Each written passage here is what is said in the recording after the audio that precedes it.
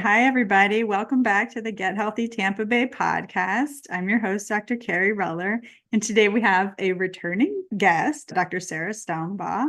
Welcome to the podcast again. Yes, thank you so much for having me. I'm really excited to be back and sharing with your audience about the GLP medications and how we can support people in their weight loss journey. Yeah, so you have your own podcast, but why don't you tell us, in case other people didn't hear your previous episode, just a little bit of what you do and, here you are. Yeah, absolutely. So I am a medical weight loss physician. I've recently transitioned from using the phrase obesity medicine to medical weight loss to be more inclusive for my patients. My background is in family medicine, and I worked in primary care for a while in the Chicagoland area doing medical weight loss as part of my work there. And then when my family relocated to Virginia a couple of years ago, I'd really had a passion for supporting people with their weight and their weight loss goals. And so I decided to open a medical weight loss practice. And that is what I've been doing for the last couple of years here. And I love sharing that with people locally as their physician, but then also more broadly in my podcast as well as on social media. I try to be a good voice of evidence-based medicine amongst all the crazy things we sometimes hear. Yeah, your podcast is wonderful. I've recommended it to my patients as well because you really do speak with the evidence-based approach, and I appreciate that. And I think that's definitely something everybody needs to hear. So they're definitely going to be checking you out again if they Thank haven't you. heard from you. So you are kind of like our GLP-1 expert, and I think you wanted to kind of come back on the podcast to talk about how can the comprehensive lifestyle approach can support usage of the GLP-1s. So where would you like to Mhm. start with all of that? Absolutely. Well, I think one of the things I've been seeing a lot on social media is this narrative of like, what does it mean to take the GLP medications? And when you're taking them, what else do you need to be doing? Do you need to be doing anything else? Are you just eating less? Is it cheating? Is it okay to use these things? And so, thinking about how I like to support my patients and then how I would recommend for anybody to best utilize these medications to support their long term health goals. And so, it's really interesting because we have studies where we look at patients who take these medications as part of a weight loss program or people who take these medications without really much additional guidance. And people who are part of an intensive lifestyle intervention program do better in terms of having less side effects and in terms of losing more weight compared to people who were prescribed these medications and then maybe just given like a handout about, like go eat healthier, for example. And so we know that being really intentional about all of the other pieces, what does our nutrition look like? What does our movement look like? Are we doing things to address our stress or other aspects of our health? When we can build a really comprehensive program, we support patients in losing weight, but really improving their health, which is the most important part. Yeah, I totally agree. And it is important to have that comprehensive approach. And I even try to counsel patients when I have to fill out a prior auth for something. I'm like, we're saying Hmm. you need to be part of this program. They're expecting you to do that because all the clinical trials and everything say it's not just here's the medicine, see you later. I don't know about in your area, but we're definitely flooded with, the kind of the things that you had mentioned, but like people get on social media where they just get the medication and maybe a handout Hmm. and then that's it. So I really appreciate that you're doing things in the right way with a very mindful approach. So where do you kind of start, I guess, with everything to support the patient, and how does that look from your end? Well, it's interesting. I think the way these medications are being prescribed, or sometimes people are getting the medication without a lot of additional information, I think a lot of people want that, right? They want to have more support and they just don't know what to do or where to turn for that information. And so when we think about each of the components, I really like to think about from a dietary standpoint, are we eating foods that properly fuel our body and are going to support our weight loss goals? So that can look like foods that create satiety naturally. So the GLP medications are going to increase satiety as part of them. But are there things that we're doing in terms of the foods that we're eating, whether that's really fiber rich foods, protein rich foods, even a little bit of fat, that those things can help to create satiety and create this more long lasting effect of food in our body? You couple that with a GLP medication, and it's almost synergistic when you get these two things working together. But also thinking about that protein component and making sure, I think the message of protein, protein, protein, we're hearing a lot. And so what does that really mean? And how much protein do we need? And it's interesting because there are patients for whom they're eating a huge amount of protein, and there's patients who I talk to who are eating like no protein. They have a very carbohydrate heavy breakfast, a carbohydrate heavy lunch with minimum protein in it. And then maybe they're getting a serving of protein at dinner. And so taking a look at what it is that I'm doing right now and how can I make sure that I'm getting adequate protein? Because as we lose weight, we talk about losing weight, but the reality is you don't want to lose weight, you want to lose fat mass. And when I Mhm. say that to somebody, they're like, oh, yeah, of course. And in order to make sure we lose fat mass, that means we're emphasizing protein in the diet to protect our muscle mass. And we're doing things like resistance training to support the muscle mass that we do have and potentially even build it during our weight loss journey. So how much protein do you normally recommend for your patients? Yeah, so I like to start with the RDA, the recommended dietary allowance, which is a really good minimum for starting. So we look at that guidance, it says zero point 0.8 grams of protein per kilogram of body weight. So I like to use easy math. So we'll look at someone who weighs like 220 pounds, for example. That person, we divide 220 pounds by 2.2, it's 100 kilograms. And so a person who weighs 120 or 100 kilograms rather, at zero point 0.8 grams of protein per kilogram of body weight per day, that person would need 80 grams of protein per day. So that's a really good starting point. And then you can take your weight, divide it by 2.2 to get kilograms, multiply it by the zero point 0.8 to get your grams per day. That's a really good minimum. So you might take a look. Generally, I don't do calorie and macro counting with my patients, but it's sometimes helpful for a day or two to estimate what the protein content looks like to say, okay, am I getting this or am I falling short? And if you realize, like, yikes, I really don't have much protein in my diet as well, what are the things that you can do to start building that up? So for some people, they hear that RDA number and it's like, whoa, it's 80, it's 100, it's 120, and they're like, okay, I really need to be ramping up my protein here. And so if that's the case, that's a really good starting place. If you're already there, you may look at bumping it up even more. I'll often have patients get even up to 1.2 grams per kilogram of body weight. And Mhm. that's a pretty good number for a person who is like moderately active, not someone who's doing like intense resistance training, trying to do powerlifting or Olympic weightlifting or anything like that. Those men and ladies try to get quite a bit more protein than that. But for the average person, 1.2 grams per kilogram of body weight tends to be a pretty sufficient amount. Now, I'm sure there's people who are listening who are like, that's a lot of math. I don't want to sit and calculate and do math. So another way to estimate it, a lot of times is about a third of our calories coming from protein. And so looking down at your plate to say, okay, is at least a third of my plate here protein? And if not, what could I do to adjust that? And then learning too about where protein lives in foods. A lot of times we think about meat sources, we think about fish, but we can of course find it in dairy products. We can find it in plant sources like legumes, like tofu, like other nuts and seeds, for example. We even have protein, and some vegetables even have a little bit of protein in them. So making sure that we're learning about how we're getting that in and then incorporating it in our day. Do you ever do calculations based on ideal body weight or mostly just body weight in general? Yeah, absolutely do. And I think, especially as we look at someone who has more significant obesity and may have a higher percentage of body fat, someone who weighs 400 pounds, for example, all of a sudden, if we're talking about, like 200 kilograms, that become a really significant amount of protein. And if you look at what is their actual muscle mass, that a lot of times is more in line with someone's ideal body weight compared to their actual body weight.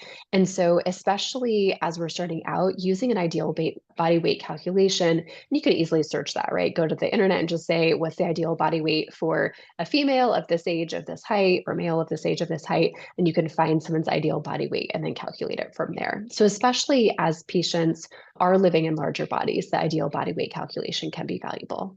Yeah, no, absolutely.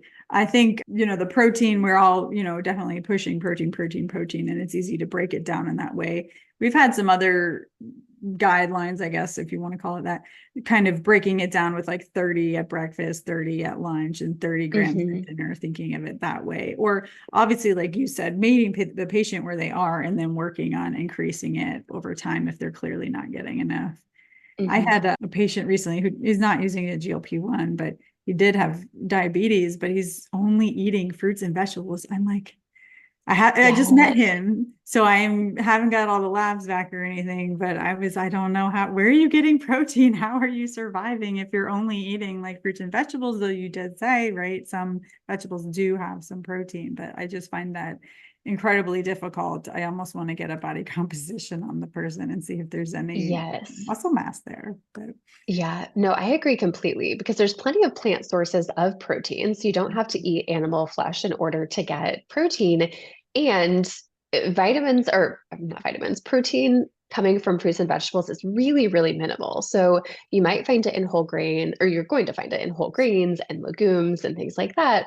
But yeah, hopefully it's interesting, right? A lot of times it's like fruits and vegetables are good for us, but they also need to be part of a more complex meal. yeah, absolutely. I agree. I don't know. We'll see what happens with this guy, but Yeah. Oh, that's interesting. I love your point about the 30-30-30, though, because our body doesn't store protein very well or at all. So when we are eating protein, it's important to make sure that it is distributed throughout the day. And so let's say, you're supposed to be getting or you're trying to aim for 100 grams per day. It would be way better to do 30-30-30 breakfast, lunch, and dinner than it would be to sit down and have 100 grams of protein in one serving. And so that's where sometimes even intermittent fasting may not be the right fit for someone because they're not able to hit those protein goals, just depending where they're at in their weight loss journey. Yeah, and that's a good point too, because people may not be purposely doing intermittent fasting when they're using these medicines, but sometimes they're just not hungry for breakfast or whatever. So I Hmm. think, if you can, redirect and make sure that they are getting the protein goals, I think that's helpful. But like you said, your body isn't going to absorb or, manufacture take all the nutrients it needed from all the protein at one time. So it's best, Hmm. like you said, distributed throughout the day. You also were talking about a carbohydrate heavy breakfast. How do you Hmm. counsel patients nutritionally how to improve that, and why is that important? Yeah. So with my patients, I will actually have all of them do a food log and then layer on a hunger scale where we're paying attention to what is my hunger, what is my satiety. And it's really interesting because we can start to see, the day that someone has like a blueberry muffin for breakfast, they might find an hour or 2 hours later, they're just ravenous. They've had this very like processed carbohydrate meal. They find that their blood sugar drops quickly and they're starving quickly afterwards versus the days where they have maybe a bit more of a protein rich and or fat rich breakfast and they find that 2, 3, 4, 5, 6 hours later they're still feeling really well satiated. So I like to first start with what are you already doing, what are your food preferences and things that you really enjoy that you can just build in more frequently. And if there's not those things, can we look at yogurts, can we look at eggs, can we look at avocado and smoked salmon, can we look at cottage cheese? Are there other things that you can do? And I named like maybe traditional breakfast foods, but can you even eat like a lunch food or a dinner food, right? We can eat any food any time per day. So if you don't like traditional, you're like, oh, I hate eggs and sausage. Like you don't have to eat eggs and sausage. You can eat, leftovers from dinner the night before if you'd like to.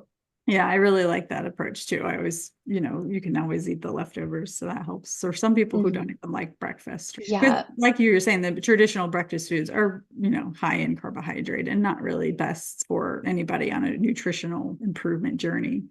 Yeah. So we talked a lot about nutrition. Is there anything else you wanted to add on to that before we talk more about the other lifestyle things? I think in terms of breakfast, for the person, especially if they're on a GLP medication, but even just the person who wakes up and isn't hungry in the morning, it can be really hard when you're on a weight loss journey. You're like, I don't want to force myself to eat. That seems kind of silly. But also, am I getting protein? And would this be an opportunity that I could slip in a little bit of protein? And so I really do love protein beverages in the morning time if someone is not feeling hungry. I've been on a huge protein water kick with my patients just because a lot of people find that protein shakes and stuff can be a little bit thick. And so if you're feeling nauseated and feeling like a little bleh, the idea of having something thick and creamy may not be as appealing. And so some of the protein waters are pretty good options. That can be something you make your own with a dissolvable whey protein or collagen protein, but there's other ones out there that are pre-bottled and flavored. And so those are pretty good options that may have like 15, 20 grams of protein. Mhm. You mentioned the hunger scale and the satiety effects of the medication. Would you Mhm. say that patients have to eat like when they're not physically hungry? How do you manage that? Yeah, so it's such an interesting question. And when we look at like, do I need to force myself to eat, right? Because this question comes up, I'm not hungry at all. So looking at the dose of medication that a patient's on, it's interesting. I'm sure you see this in your practice all the time. There's patients for whom, even at the lowest dose, they are just hyper responders. They respond well to the medication. They may have side effects from the medication, but they may find like, wow, like this really works even at like this weenie dose of medication. And so I utilize that to decide about adjusting their dose for one. So some of the prescribing guidelines where it's like, every month they're going up to the next dose, it really, when you're looking one on one with an individual, that doesn't always make sense to just be consistently titrating up. So I make sure that I'm titrating the dose based on how that person is feeling, based on their weight loss, based on the way it feels in their body. And so there are a lot of patients for whom we're able to keep them on really low doses. So I think that piece is really important that we're not sort of over treating because you can have medication induced, I'll say anorexia. And when I say anorexia, I don't mean like psychological anorexia nervosa, but anorexia in like no appetite, right? The word anorexia itself technically just means like I don't have an appetite for food. And if we've created a situation where a person's like, yeah, I could literally eat nothing all day, every day, is that really ideal for their weight loss goals, for their long-term health, for their metabolism? Like, totally not.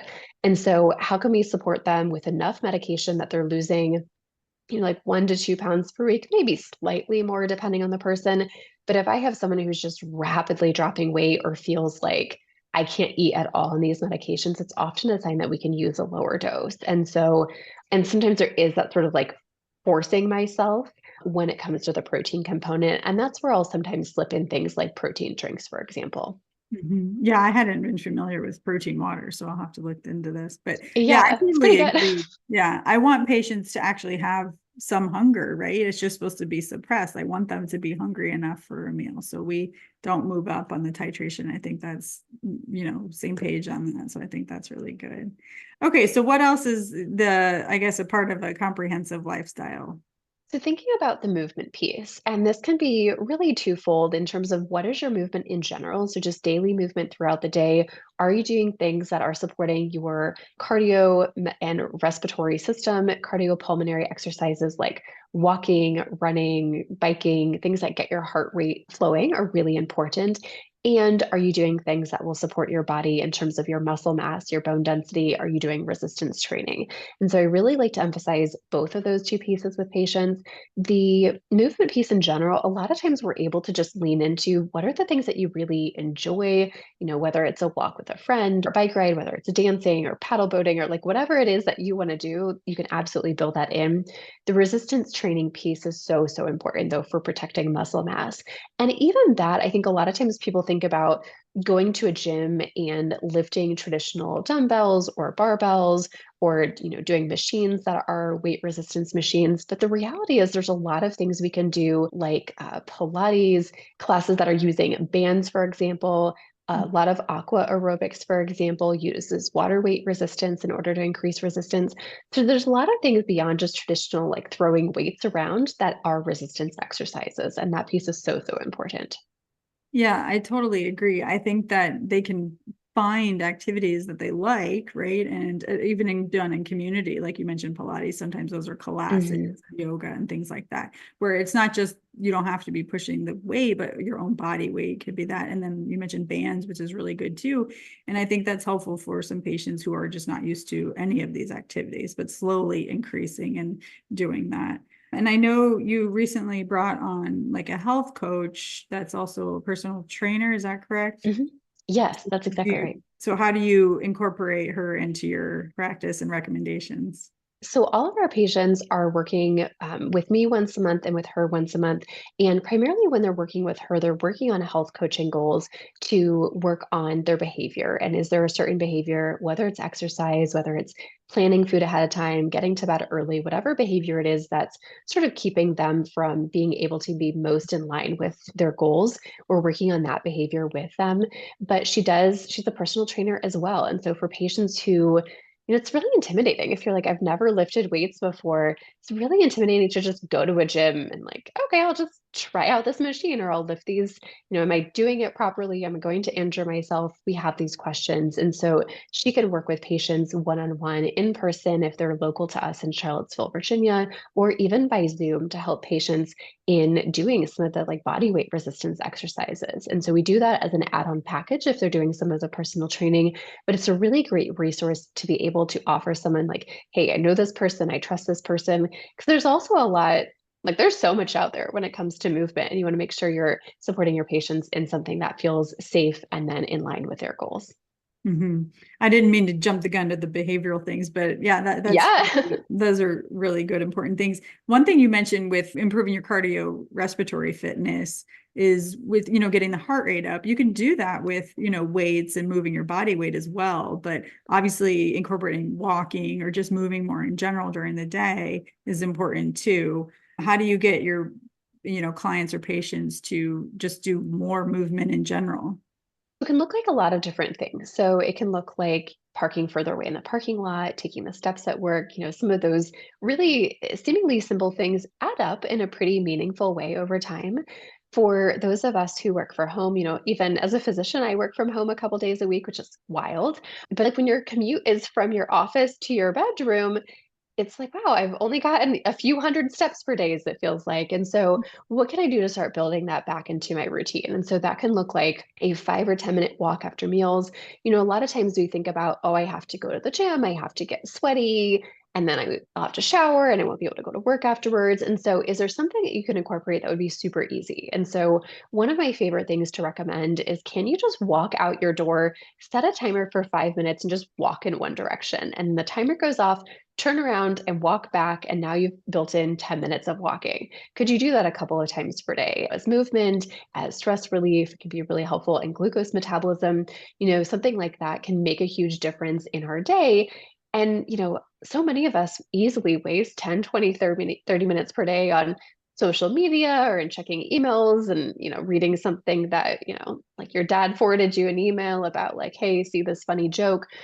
Could you use that time in a way that you'd enjoy more and would help support you in your weight loss goals? Most people find that probably yes.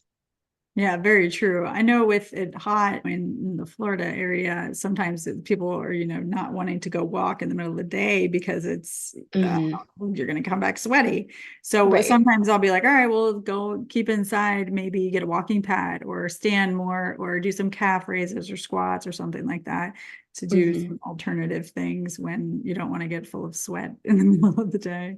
It's hot. Yeah, I actually moved it out of my office, and it's just across our basement now. But I have an exercise bike that used to just get up and like walk 5 feet to my exercise bike, just get my blood flowing because, it's embarrassing to sit all day long when I'm preaching movement. So I need to like get my blood flowing and, practice what I preach.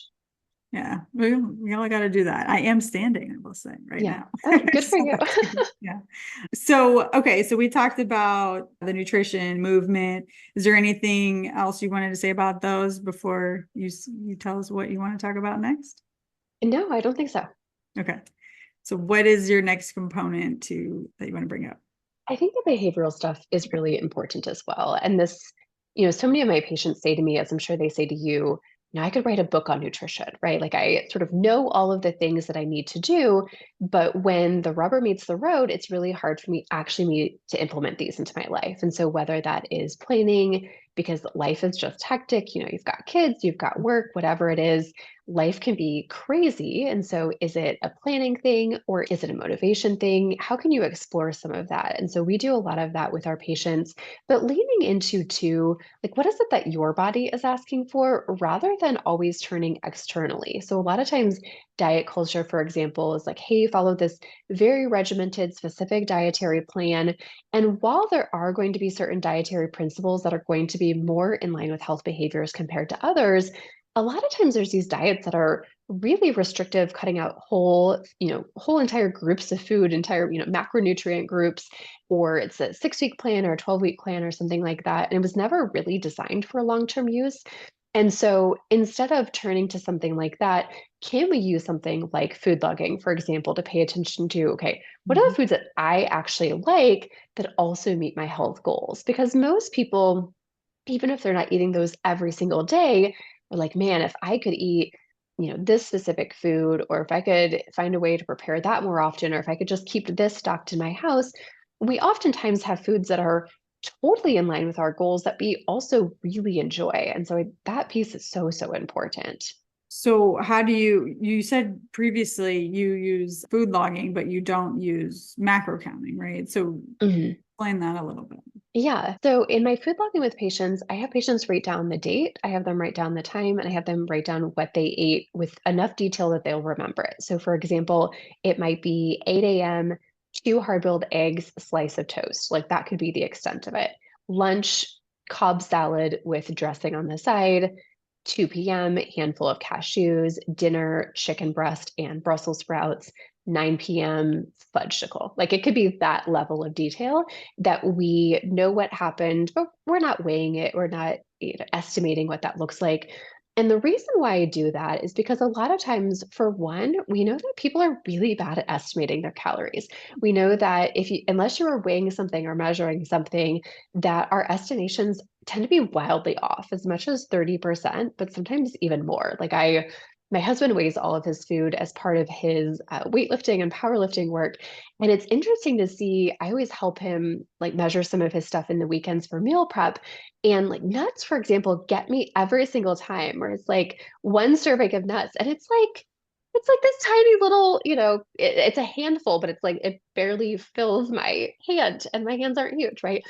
It's so few nuts. And so when we think about what is a portion size, a lot of times we have no idea anyway. And so, can we instead start to pay attention to, as I'm eating, what is my body telling me in terms of satiety? As I'm eating a chicken breast, a lot of times we see a portion and we eat it because it sounds like a logical portion, but maybe you need half of a chicken breast. Maybe you need three-quarters of a chicken breast. Can you start to check in with your satiety to end your meal based on what your body is feeling rather than based on an external signal, whether that is calories, whether that is macros, or whether that's just a portion size, for example? And so when we can start to pay attention to that, we may check in with calories from time to time if I'm worried that a patient's like not eating anything. If we're trying to estimate protein goals, we may take a day where I'll do a calculation and help them decide, approximately how many calories are they getting, or approximately how many grams of protein does that look like. But general, how can we make it easy so that it just becomes part of the routine and you can spend 30 seconds doing it rather than like 5 to 10 minutes logging your food, which is truly how long it can take for some of the apps if you're weighing and everything like that, which is Yeah, wild. I know it can take a while. I find it very interesting with having patients kind of relate back to, youth, right? You look at your kids and oh, I'm full. Hmm. And they left tons of bites on the plate. And I'd be like, it's Yeah. terrible. But just really, like you said, listening to your body cues is really important. And that's why these medications are helping you feel full and making those decisions a little bit easier. Like you'll realize, oh man, I felt so uncomfortable last time because Hmm. I overate and, my body was telling me stop and I didn't listen, or, the medication definitely helped with that too. But, I think those are really good points of really dialing in on what you're feeling. And allowing there to be this external support for that because we get so disconnected from our bodies over time. And so, how can we reconnect with that both naturally by paying attention, but then do we have other factors that need to help support us in reconnecting there? Mhm. What I kind of wanted to ask you some GLP-1 questions, but Yeah, is there anything let's else do you it. wanted to talk about first? I just a few. Yeah. No, although I just have to say, my daughter just turned 2. She ate half of a Ritz cracker the other day, and she was like, all done, and handed it back to me. My kids have surprised me with examples of that in the past, but she ate half of a Ritz cracker. Like, when was the last time you ate half of a Ritz cracker? Like, Probably never? I not. don't know. Yeah. Yeah, it's interesting. We can learn from, watching kids, right? Until they Mm, lose those cues too, which happens, which is sad. But, hmm. typically they're, pushing away from the table until you bring like dessert around or something. And then that's when Right. we all probably fell off the wagon as well, right? Hmm. When you're not actually hungry. So Yeah. you're our GLP-1 expert today. So I love it. Let's start with some positive things. So what is Mhm. the most surprising success story you've heard from someone using GLP-1s? It's really interesting when we look at the study data to say, what is the average amount of weight loss for a patient on Wegovy or a patient on Zepbound or, taking these products. And it's really fascinating because we know with Wegovy, it's a little over 15% total body weight loss on average. With Zepbound, it can be more, up to 26.5% total body weight loss when it's combined with an intensive lifestyle intervention program. And we'll often quote those numbers. But the thing that I find really fascinating is the number of patients of mine who've just blown those numbers away. I mean, patients who've achieved 20, 30, 40% of total body weight loss. And it's phenomenal to see. And that's where incorporating in the rest of the lifestyle intervention to make sure that you're choosing the foods that are fueling your body, to make sure you're building up your muscle mass, to make sure that you are working through some of these behaviors about how do you eat in certain functions and how do you plan ahead and whatever that looks like. Sometimes we see the numbers totally blown away, and it's not just one or two patients. It's we're seeing over and over again. Now, it's not the case for everybody, but many of our patients have had phenomenal success on these medications, and it's not a fluke, right? It's the combination of all this other stuff. And so I love that, and that's been really fun to see in the practice. Yeah, I have a patient who I guess I've been working with over 2 years now, and this person is down like 154 pounds. I don't remember Yeah. exactly where they started, but that's definitely blowing away those percentages. It's amazing Mhm. to see. And I'm sure you're gonna say some good non-scale victories for me too. But how Yeah. about what is your favorite? How about top three non-scale victories from people who are using GLP-1s for their weight loss? So I live in Virginia, and I had no idea how many people ride horses in this area. We live in horse country. And the number of patients of mine who have taken back up horseback riding, it's a handful of people. And I'm like, oh, I had no idea that this many people actually rode horses in this area, but people for whom it was a childhood or young adult hobby of theirs. And then there are weight limits for riding a horse, which, to be honest, before I worked in this area, like people in Chicago don't really ride horses in the same way. Like we lived and worked in the city. And so it's been really fun to see the number of patients for whom they've been able to get back on their horse and get back to horseback riding. So that's been a really surprising one. I think flying on an airplane too. So, we think about the way our body fits in space. And I have patients for whom previously during air travel, they would have purchased two plane tickets even so that they could have two seats side by side and not worry about, sort of invading the space of the person next to them. And people for whom they're sitting in one seat, they've no longer needed seatbelt extenders that they've maybe used in the past, which is such a huge victory. And then, oh gosh, I'm like struggling to come up with the next one because I feel like there's so many different ones.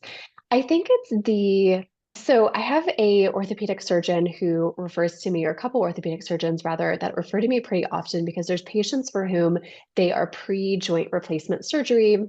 They're looking to get their knee replaced or their hip replaced or maybe both. And they often, the surgeons will, or the hospital systems rather, will look to a BMI of less than 40 before you can pursue that joint replacement surgery. And there's a lot of reasons for that I won't get into. But it's been really interesting. I'm like taking their business away. They've sent these patients to me to get their BMI less than 40 so that they can pursue their joint replacement surgery. And then the patients are coming to me and like, oh, actually, I don't think I need that surgery right now. I feel so much better now that I've lost, even early on, sometimes 20, 30 pounds. It's a really meaningful amount of weight, but especially as they continue in their journey and they lose 50 pounds, 100 pounds, it makes a huge difference in their joints. And so, these are patients for whom they have a known history of osteoarthritis, and I'm sure joint replacement may still be in their future at some point, but they've delayed it, which is really, really cool. Yeah, those are excellent. I have, definitely similar ones. Definitely not the horse one. Don't have Yeah, that. it's very regional, I think. Yeah, for sure. Okay. What about any weird or unexpected side effects, maybe in a good or a bad way, that you heard from the medications from your patients? Yeah, in a good way, the first thing that comes to mind is alcohol use. Mhm. And we know that these medications, because they work in the dopamine craving pathway within the brain, we think about that in terms of food craving, food urge, hear food noise, food chatter. You'll hear those terms used a lot. but it's really the exact same pathways that regulate alcohol use, other substance use, and addictive behaviors. And so many of my patients, even ones who are like, I'm not sure that I want to stay on these medications long term, the way that they're feeling in terms of their cravings or desire for alcohol is just through the floor. I mean, patients for whom every night they would come home and have, one, two, three glasses of wine even are just like, I could take it or leave it. And that for them, just having the brain space of not having to think and resist that craving for alcohol, in addition to the food, they hadn't really been thinking about that. And it's been really profound. So it's been fun to see that, probably anticipated side effect, but also seeing how that's played out with patients. It makes a really big difference in their lives. I'm trying to think in terms of negative side effects. So there are side effects with these medications, right? We think of nausea, we think of constipation. It's interesting because I find a lot of those with proper support early on, with maybe supplements or just proper use of sort of staying on top of it, that we can really minimize those side effects as part of the person's life. In terms of severe side effects, we've been lucky we haven't experienced any of those in our practice. So things like gastroparesis, things like bowel obstruction, I haven't seen any of those. The one thing I will say, I have seen more patients with sleep disturbance on this medication than is reported in the literature. I forget the reported literature rate, but it's pretty low. It is a reported side effect, but let's say like 5%. And I am making up that number, but it's not significant. I do see sleep disturbance more frequently than I would expect in this medication. And so I do counsel patients that that is a potential thing to watch out for, or I've been doing that more recently. And it tends to present as like insomnia, restlessness, maybe weird dreams, but it tends to be something that is improving with time and with good sleep hygiene, which a lot of adults do not have good sleep hygiene. A lot of times we're able to really minimize that, and they find that within a couple of weeks that symptom really goes away, or that side effect really goes away. Mhm. I haven't seen anybody nobody said anything about sleep issues that would Yeah, be new, right? you Attributing to a know, medication side effect for me. yeah, I had it in like, let's say 5 patients. And so I started sort of in my whole list of side effects that we talk about, started mentioning it. So I may be like setting people up to look for it. So maybe it's Yeah. hard to say, but I've been noticing that. And so to say, if that's happening to anyone, it happens and it definitely improves over time. You alluded to this possibly an answer to this, but do you have any unexpected tips for handling side effects like nausea or something that's unconventional that really helps? Like you mentioned supplements. So we mentioned protein water earlier. From a nausea standpoint, when we think of nausea, sometimes there's that feeling of like, I'm so nauseated I can't eat, and I'm not sure if eating would make it better or make it worse. And like eating sounds just if, but I know I probably should. And so, especially people who are waking up, having nausea in the morning, having trouble getting started, those are the patients I sometimes find are turning to like ginger ale or saltines, or sometimes that, like if you had a stomach bug, you might turn towards those type of foods. But it's certainly to be in that situation sort of day after day or week after week is maybe not most in line with your health goals. And so I really like supporting patients with a protein beverage in the morning, particularly clear protein. So, like a protein water, for example, that goes down a little bit easier. Like I said, I'm just on this huge protein water kick. And so, mixing protein water with an electrolyte packet can be really nice as well, making sure patients are getting their sodium, potassium, and magnesium. So, I do like to look for supplements that include that magnesium component. Some of the rehydration solutions are just sodium and potassium. You, of course, want something that's sugar-free. I really like the brand Element. It's LMNT. I also like the brand Sowell, Sowell. Those both include magnesium as part of their electrolyte replacement. But yeah, protein, water, plus electrolyte replacement, you can mix it all into one drink even over ice because it makes you feel a lot better when it's ice cold, is really, really helpful for nausea. So we do occasionally do prescription medications if nausea is significant, but that has cut down on patients' use of like Zofran, for example, pretty significantly. And then from a constipation standpoint, also, I have all my patients take a fiber supplement. I also am a huge fan of magnesium. So as I alluded to with the electrolyte replacement, the magnesium component can be really helpful, as you know, in reducing constipation. And so making sure that patients are getting magnesium as part of their electrolyte replacement is really helpful from a constipation standpoint. So magnesium and fiber, I really like from that standpoint. So we advise a lot of our patients on those that can be really helpful. Yeah, those are definitely good supplements to include. We use Element in our house, so I think I like that Yeah. one for sure. So how about any weird myths about GLP-1s that you've heard on social media that should be, dispelled or anything like that? Can you think of anything? Yeah. Well, I don't know if it's weird, but I think it's pretty pervasive. The myth of like short-term use of GLP medications. So this idea of like, I'm going to use it to jumpstart my weight loss journey. There are patients for whom that may work. And so it's not that that's not possible. When we look at studies of patients who take these medications for long periods of time and then stop them, they're, on average, patients will regain weight, but there's patients who don't. There's patients who are able to effectively stop the medication and stay off of it for long term. But the reality is, when we look at what it takes to do that, it means a lot of things. It means sort of working and supporting your body in the other way. So, working through food, making sure that you're choosing foods that are creating satiety for your body, making sure that you're working on body recomposition. So, decreasing fat mass, increasing muscle mass, for example. I never recommend stopping these medications cold turkey. It's safe to do that. So, if you had like a major side effects, if you found out you're pregnant, it's safe to stop the medications cold turkey. But for someone who is interested in stopping the medication, I recommend slowly decreasing, from whatever dose you're on.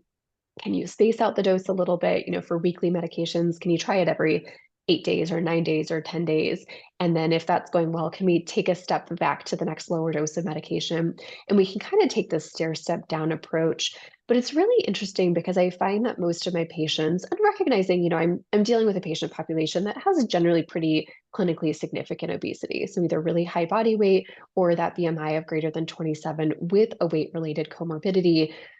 They may be a different patient population compared to someone who has 10 or 20 pounds to lose, for example.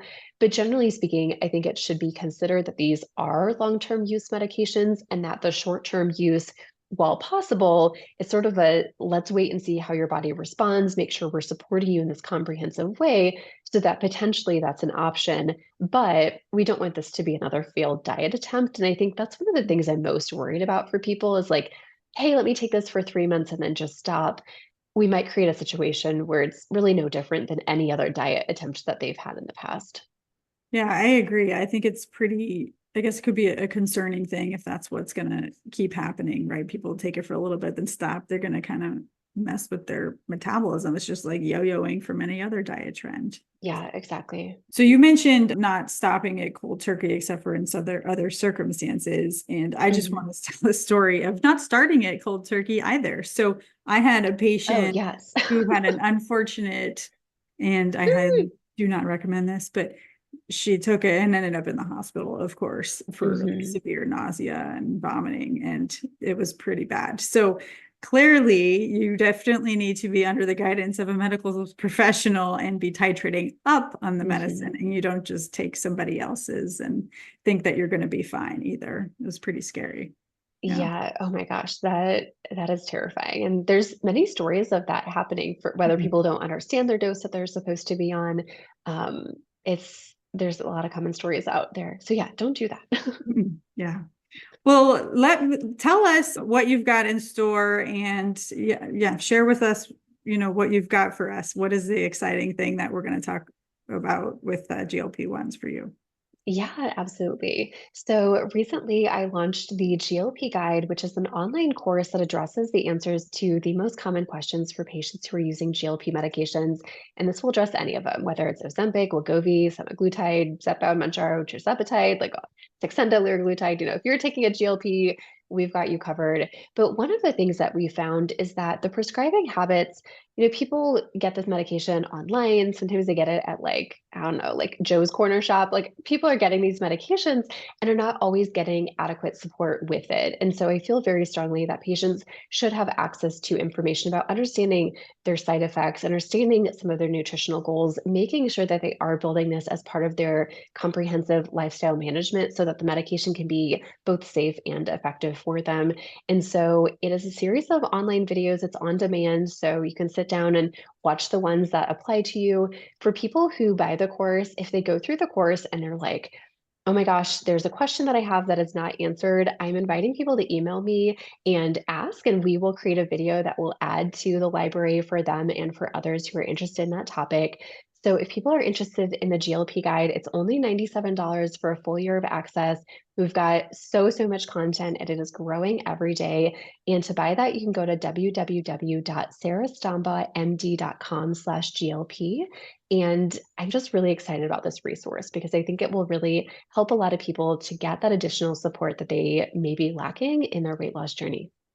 Yeah, I think that's a wonderful thing that you've created. And, I'm very excited for you and for it because there are plenty of people who are getting, medication without the guidance. And sometimes I forget that they can get it online and, just get a quick script. And that's just not appropriate. So this will be super helpful in answering any questions and making sure that patients can, get the most benefit and be safe when using these medications, which is what we all want, most of all. Yeah, exactly. Yeah, thank you for sharing that. And we will obviously include that in the show notes as well. And, I thank you so much for coming back on the podcast. We did a really long one, hopefully. Yeah. But it was a lot of fun. And thank you for your, fun answers to my crazy GLP-1 questions, which I kept tame a little bit. Yes, Yeah. I so appreciate it. Thank you for having me on today. This has been really fun. Awesome. And if you need a primary care and obesity medicine doctor in Clearwater or Palm Harbor, Florida, please reach out to us at 727-446-1097. Thank you.